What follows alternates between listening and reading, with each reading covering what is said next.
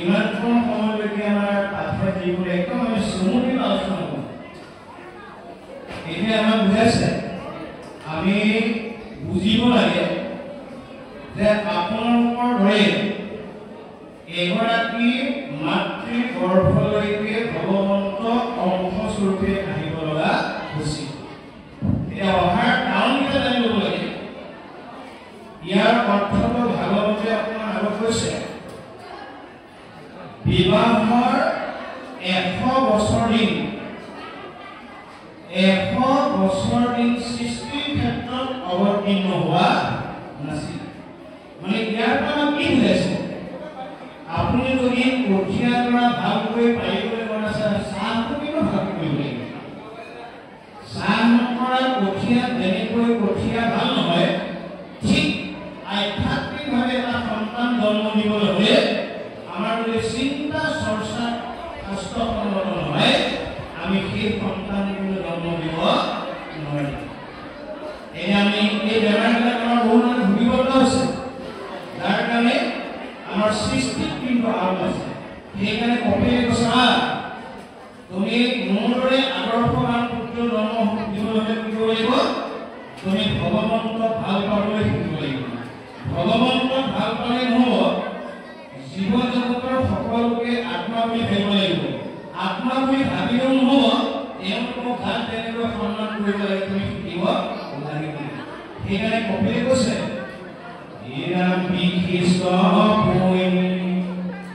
নেখে পাই বৈষ্ণৱ পুত্ৰ শিকাৰণে ভজিবেলা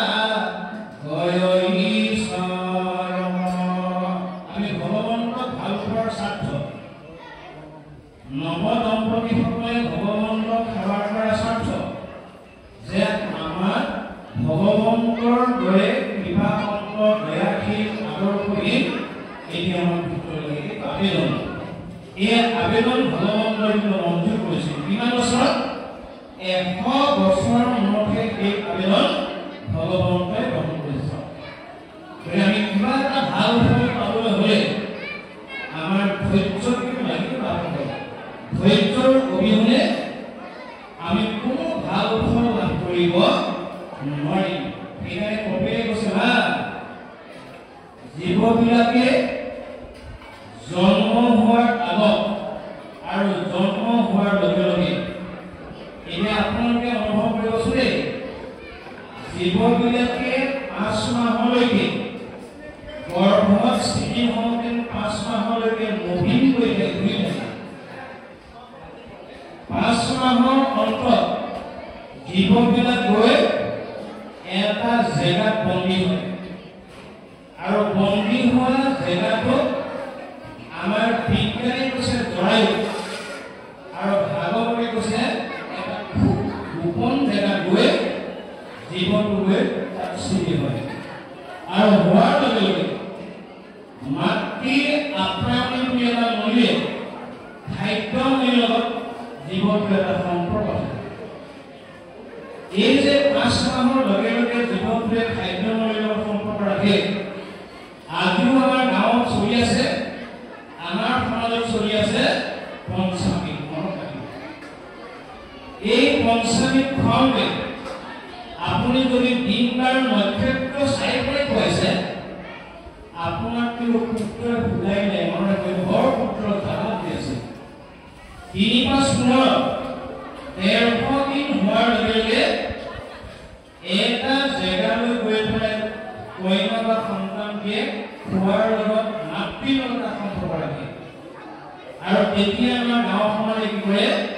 পঞ্চামৃত বুলি কৈ আহাৰ খুৱায়। এটা পঞ্চামৃত কেনে পাব লাগে আমাৰ ভাগৱতে লিখিছে দধি দুগ্ধ ঘৃত মধু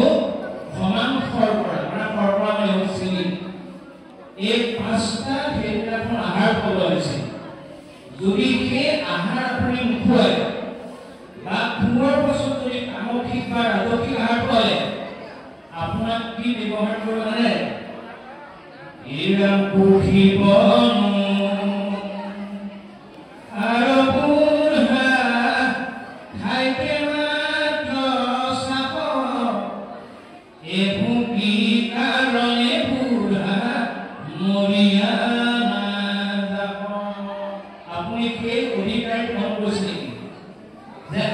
পুত্ৰক মানে তেনে ব্যৱহাৰ কৰিছে নেকি যদি কৰিছে মনত ৰাখক আহাৰটো আমাৰ খুওৱা হোৱা নাই এই বেমাৰবিলাক আমাৰ আপত্তি কি হৈছে তুমি ভাগৱতৰ কথা কৈছা এইকাৰণে কপিলে কৈছে মা আপুনি 5 মাহৰ মোক যিটো খুৱাইছে কি অজলা টেঙা লুণ খাৰৱা দি কৰি মাৰে খাই যত্ৰ যত্ৰ ভালৰ সজাই শৰীৰ পৰই মুছা যাওঁ সেহি নয় জন্ম হোৱাৰ লগে কাণখন কলা হৈ আছে জন্ম হোৱাৰ লগে জিভাখন চুটি হৈ আছে জন্ম হোৱাৰ লগে বিকল্প হৈ আছে আপুনি সেই নিষ্পাপ শিশুটোক ডুবি আনে তাক যদি জন্মৰ ৰহস্যভাৱে ভেদ কৰিব নোৱাৰিলো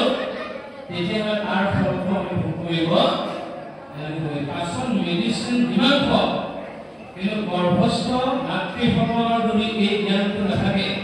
তেনেহ'লে তাৰ পৰা আমি পুত্ৰৰ শ্ৰদ্ধাৰ পৰা ভক্তিৰ পৰা আমি বঞ্চিত হ'ব লাগিব ইয়াৰ ভাগৱতৰ দৰ্শন ইয়াৰ পাছত এই প্ৰশ্নৰ উত্তৰ ভগৱন্তই আৰু সৰলকৈ মাতৃক দিব আমি তাক কৰিলে অকণমান বুজিবলৈ সুবিধা হ'ব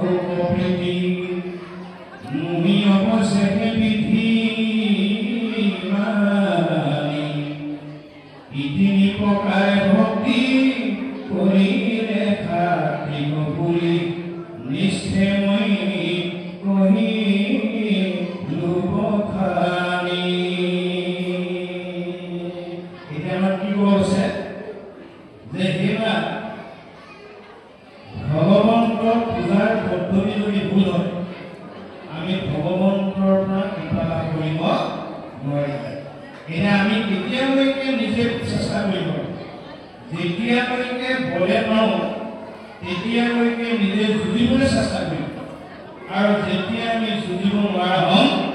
তেতিয়া ভগৱানলৈ চাকিব চাকৰাই কম প্ৰভু আপুনি তেওঁ অকণমান চাব মনত ৰাখিব আপুনি কাৰোবাৰ হৈ কোনোবাক যদি বেয়া কামৰ কাৰণে চাকি দিয়ে ভগৱন্তই কিন্তু ভাল কৰি পেলাব মনত ৰাখিব আমাৰ মানুহে কাটি দি নাপাব কাৰোবাক বিনষ্ট কাৰণে কাৰোবাৰ অন্যায়ৰ কাৰণে কাৰোবাৰ হিংসাৰ প্ৰতিশোধ ল'বৰ কাৰণে বহুতে গৈ চাকি জ্বলায় আৰু চাকি ক'ত জ্বলায় বৰ নামঘৰত জ্বলায় কোন নামঘৰত নজ্বলায় আমাৰ তেনেকুৱা মানুহ আজিও আছে মই যদি ক'লে নোৱাৰোঁ তেতিয়া বৰ নামঘৰত গৈ চাকি ভগৱন্তই কৈছে বৰ ভাল হ'ব যদি মোৰ নামত চাকি জ্বলাই দিয়ে চাকিটো হ'ল এটা সংস্কৃতি যদি এজন ব্যক্তিৰ নামত আপুনি চাকি জ্বলাই দিয়ে ভগৱন্তই কৈছে সেইটো মই কৃপাহে কৰিম গম পাইছে আমি এই আদৰ্শটো প্ৰভাৱ চাই যে মানুহে মানুহৰ কাৰণে চাকি জ্বলায় মানুহে মানুহৰ ধ্বংস হ'বৰ কাৰণে চাকি জ্বলায় ভগৱন্তই বৰ ভাল নাপায় দেই যে চাকিবোৰ জ্বলোৱা মানে জীৱটো সংস্কাৰ কৰা এয়া হ'ল ভগৱন্তৰ নিষিদ্ধ মুখবাণী সেইকাৰণে কপিলে কৈছে হা এনেকৈ জীৱবিলাকে অজ্ঞতা হেতুৱে মোক তিনি প্ৰকাৰে পূজা কৰে কিন্তু মই সেই পূজা আধুনিক গ্ৰহণ কেনেকৈ কেতিয়াবা ৰজোগুণেৰে কৰে কেতিয়াবা তমোগুণেৰে কৰে আৰু কেতিয়াবা সৎগুণেৰে কৰে ভগৱন্তই এই গুণময় ভক্তিবিলাক এই গুণময় পূজাবিলাক ভগৱন্তই কোনো কাৰণত গ্ৰহণ নকৰে কাৰণ ভগৱন্ত নিৰ্গুণ নিৰ্গুণ ভগৱন্ত গুণময় পূজাবিলাকে আমি যদি উপাসনা কৰোঁ ভগৱন্তই সেই পূজা গ্ৰহণ নকৰে উদাহৰণ মহাপুৰুষ মাধৱদেৱে এনেকৈয়ে ভগৱন্তক 42 বছৰ পূজা কৰিছিল এবছৰ নহয় দুবছৰ নহয় 42 বছৰ কিন্তু যেতিয়া শংকৰদেৱৰ সান্নিধ্য ঘটিল তেতিয়া তেওঁ এইবিলাক মনৰ পৰা ত্যাগ কৰি পেলালে ত্যাগ কৰি পেলাই কৈছে একেজন মহাপুৰুষে কথা লিখি গৈছে যে তুমি প্ৰভু নিৰ্গুণ গুণৰ সীমা নাই নিৰ্গুণ হোৱাৰ জীৱে ভোগিত তোমাৰ নাম জপ গালেহে জীৱবিলাক নিৰ্গুণ হ'ব পূজা নিৰ্গুণ কৰিব নোৱাৰে তোমাৰ জপ গুণ যেতিয়া গাব তেতিয়া জীৱবিলাক নিৰ্গুণ হয় উদাহৰণ ভক্ত শিৱ যে শিৱই যেতিয়া ভগৱন্তৰ স্বামীজন জনাইছিল যে প্ৰভু মই আপোনাৰ আদিৰ পৰা অন্তলৈকে যিমানবিলাক অৱতাৰ আছিল ৰূপ আছিল দেখা পালোঁ কিন্তু তোমাৰ মই মোহিনী ৰূপটো দেখা পোৱা ছোৱালীকেইজনী পিছফালে বহি আছে কেমেৰাত ধৰি আছে যে তুমি মোহিনী ৰূপটো নেদেখিবাৰে ভাবি তুমি চাব লাগে ভগৱন্তৰ কথা শুনি শিৱই আপত্তি কৰিছিল কি বুলি দহি আছো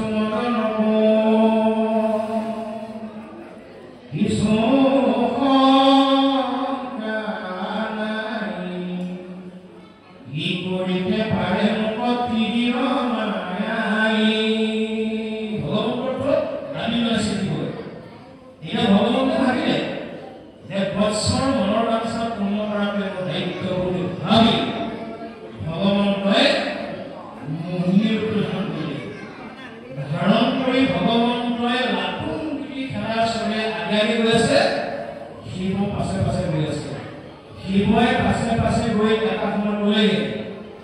যে হে প্ৰভু মোক এইকণ কিবা কোৱাচোন কি সজ্জনৰ সংগ মোক চুক সৰ্বত ফলে এই বিশেষ প্ৰসাদ মানুহ তোমাৰ চৰণে এয়া ভগৱন্তৰ ওচৰত প্ৰাৰ্থনা কৰে গৈ আছে ভগৱন্তৰ কম হয় যেতিয়া তেওঁ এটা নিৰ্দিষ্ট জেগা পাই গ'লে জেগা পাই যোৱাৰ লগে শিৱই প্ৰাৰ্থনা কৰে কি বুলি তুমি যে কেৱল সঁচা মিছা যত আন জানি জ্ঞানী গমে কৰে গতিকে আমি জীৱবিলাকে ভগৱন্তৰ নাম লওঁতে লওঁতে ভকতক সেৱা কৰোঁতে কৰোঁতে পিতৃ মাতৃক নমস্কাৰ কৰোঁতে কৰোঁতে জ্যেষ্ঠসকলক সন্মান কৰোঁতে কৰোঁতে কি হ'ব এদিন তেওঁলোকৰ যিটো আশীৰ্বাদ এই আশীৰ্বাদটো যেতিয়া আপুনি সঁচাৰ্থ পাব তেতিয়া আমি জীৱবিলাক কি হৈ যাম নিৰ্গুণ হৈ যাম কৈছা তুমিহে কেৱল মাত্ৰ সঁচা এনে ভাৱনা হোৱা জীৱবিলাকে কোনো কাৰণত ৰজগুণে হওক তমগুণে হওক বা সৎগুণে হওক ভগৱানক প্ৰাৰ্থনা নজনায় হে মা এই কথা তোমাক মই বুজাই দিলোঁ তুমি বুজি পেলাই বাস্তৱ জগতত পালন কৰাটোৱে তোমাৰ ধৰ্ম হ'ব জানি থোৱাটো কেতিয়াও ধৰ্ম হ'ব নোৱাৰে ইয়াৰ পিছত কপিলে কি কৈছে আমি অকণমান শুনি লওঁ